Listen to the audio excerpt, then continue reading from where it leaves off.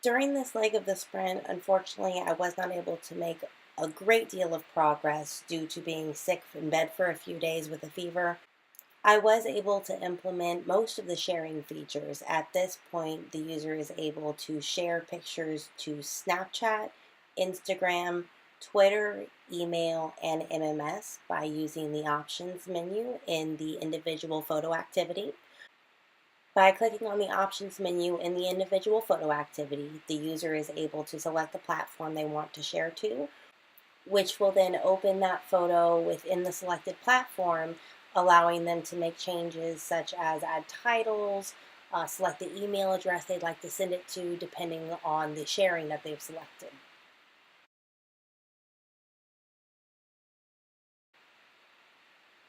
When the MMS option is selected, the user is shown a chooser that displays the different programs that are installed on their device for MMS, giving users the ability to share that multimedia message through their favorite messaging application. I have also implemented account creation through Firebase. The user is able to create these accounts through either Facebook or through an email password combination. Through the email password combination, the user types in their email and password that they'd like to register with. Once that's typed in and they click the sign up button, they're prompted to confirm the password, ensuring that there are no errors during password creation.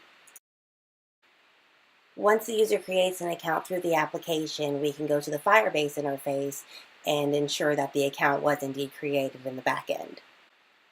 Once a user is signed in, they're taken back to the main gallery, and the options menu changes to now show the profile button instead of the sign in button.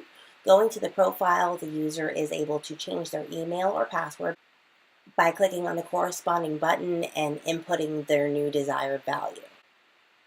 While the value is changed within Firebase at this time, I do still need to update the visual aspect when the email is changed to display the new email address that was changed. The user also receives an email to the old registered email address, ensuring that an email address is not changed unexpectedly. Now going back to the sign-in screen, we're able to see that the user is now able to sign in with the new entered email address.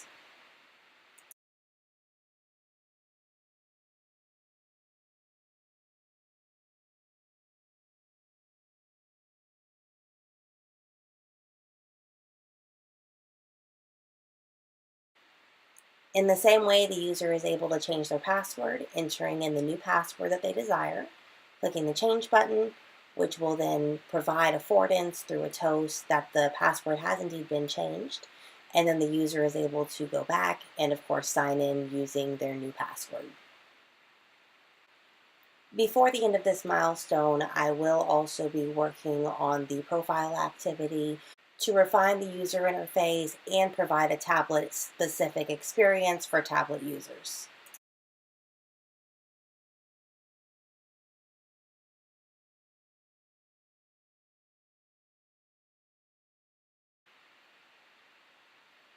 The Facebook authentication with Firebase has also been integrated, allowing the user to sign into the application with their Facebook account.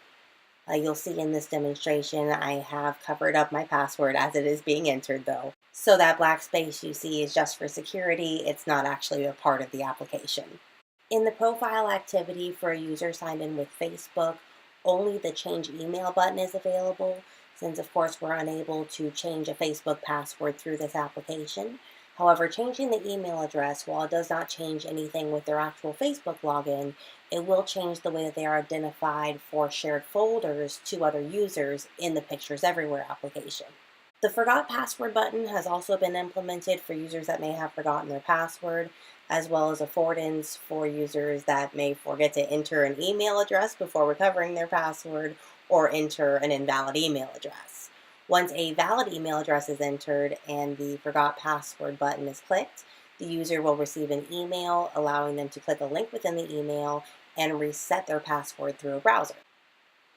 Once a new password is entered in the browser, the user is able to then go back to the Pictures Everywhere application and log in with the new password that they've just created.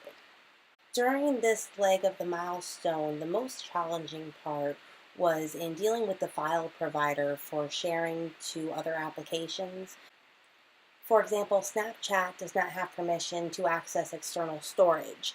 Therefore, after some time researching, I was able to find that I could provide access to an internal photo and share that with the permissions to those external applications.